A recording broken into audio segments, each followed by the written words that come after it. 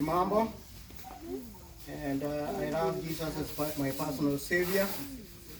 I am from Boston, and I'm here with my two brothers. Where's James? James It's is here. somewhere there, and Reverend Joseph over there, seated up down there.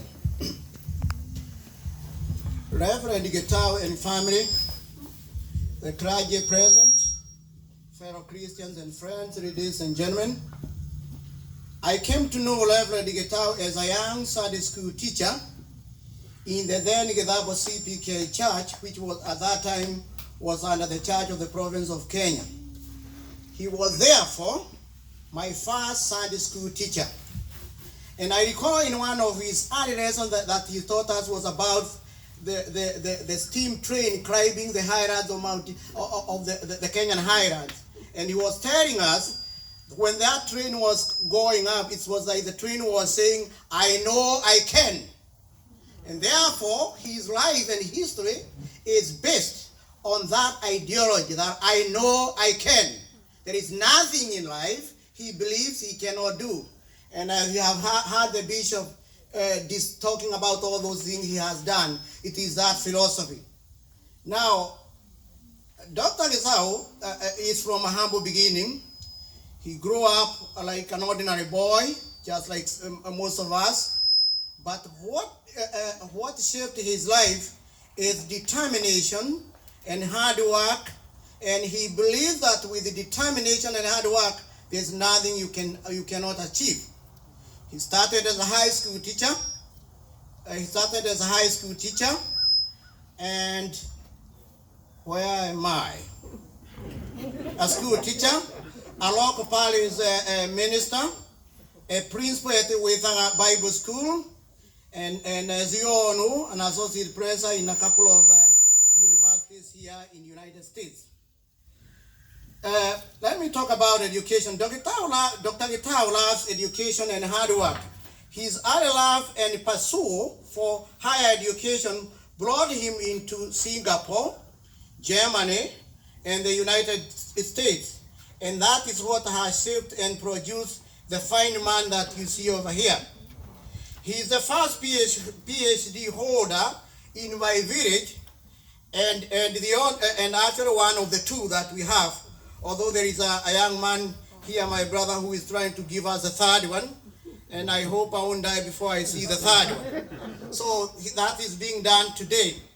Education and academic excellence pursuance is his philosophy and life, and a must do not only for his family and friends, but for acquaintances. If you are his friend, he always keep on telling about school. I remember when we came here, and there were so many things we are enjoying, and we didn't feel like wanting to go to school. You talk with him, give him a call, and thinking that you have told him something good, you ask you about life, school, and then you say, oh, I dropped.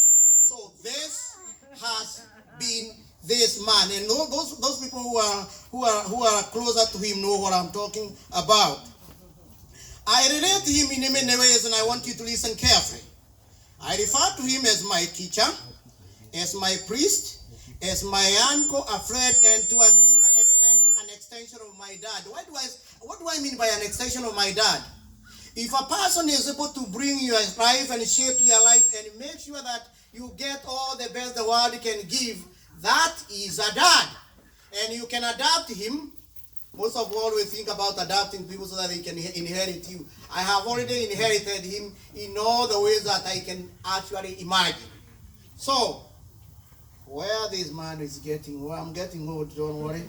Keep on getting lost on my text, but I'll go back there. So, where am I?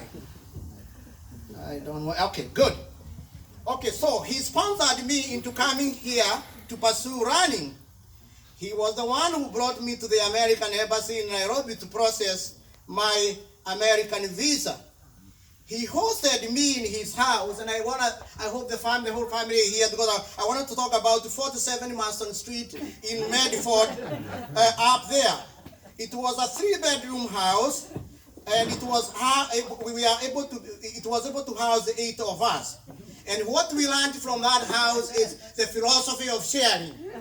So we had one bathroom, And you imagine on a Saturday morning you have to wake up very early in the morning to take a shower so that we all can get into that car Subaru and then we can head to church. So that building itself shaped us and remind us you can survive together with the resources, meager resources, if you love one another.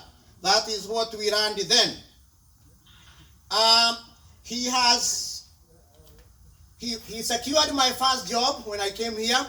I was able to work for Federal Express, and today, when we were coming over, we were able to see, I think the Federal Express is from here. Yeah. So that Federal Express, that's the first place where he secured me a job. And I can remember my first check was $47 then, and you can imagine how proud I was when I was going home. Now, he has performed all the baptism of my son, my nieces, nephews, and everything that you can think about.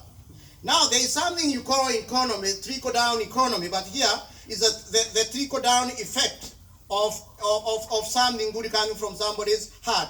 It is through the trickle-down effect that I was able to assist my two brothers to come here and pursue their American dream. So you're going to start with Dr. Gitau up there and Lilian Gitau. Come down to me, and then you go to my other people there. That is what I'm calling the trickle-down effect. Now, trickle-down effect. That is where I was. That's where it was. Okay, now I see where I am. Now, Dr. Gitau was instrumental in my marriage and wedding. It happened that 1987, you know what happened in Kenya? There was the bombing of what? The American embassy, and therefore my parents could come.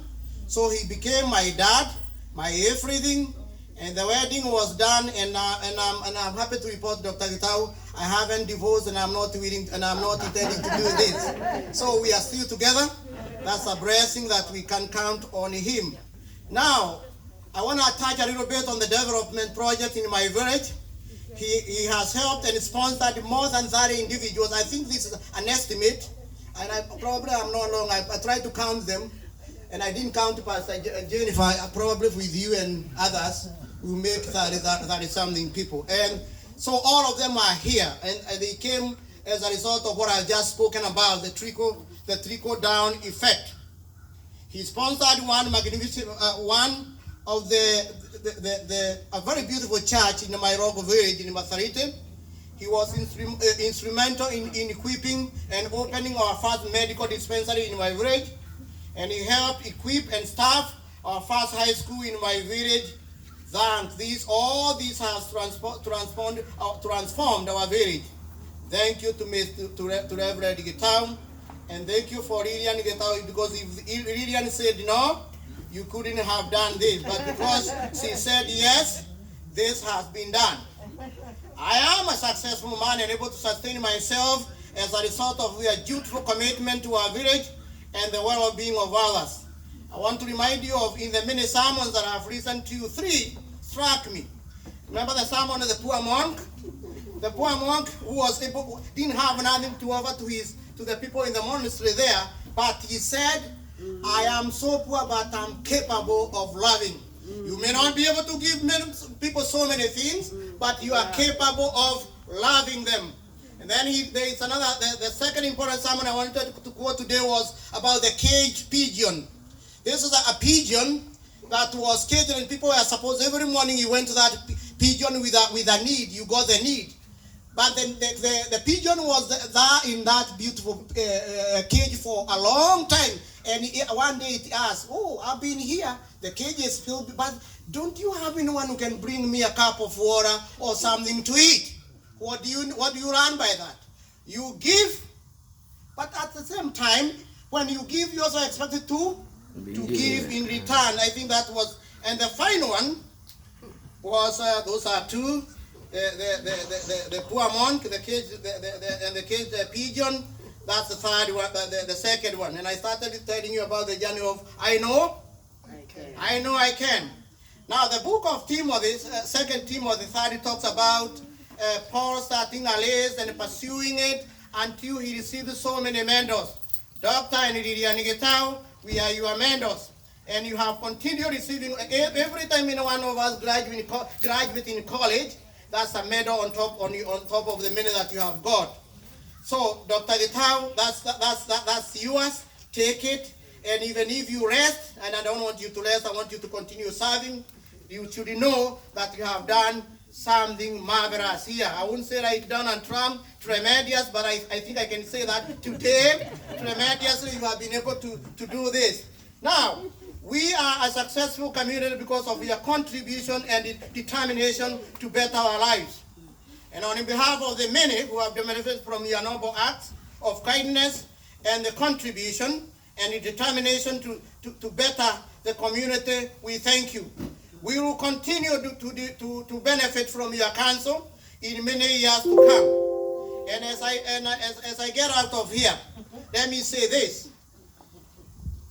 One of the reasons why you have this wonderful family, I remember when we were in Medford, we disobeyed here and here, but you applied the philosophy of forgiveness and the philosophy of humble accommodation.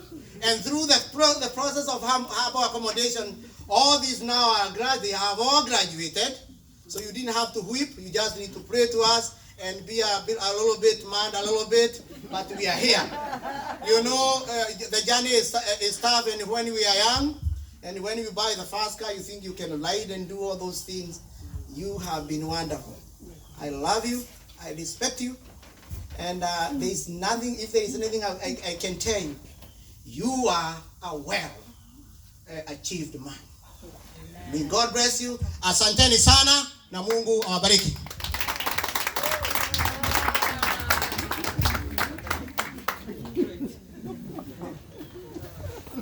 That was so good, Mambo.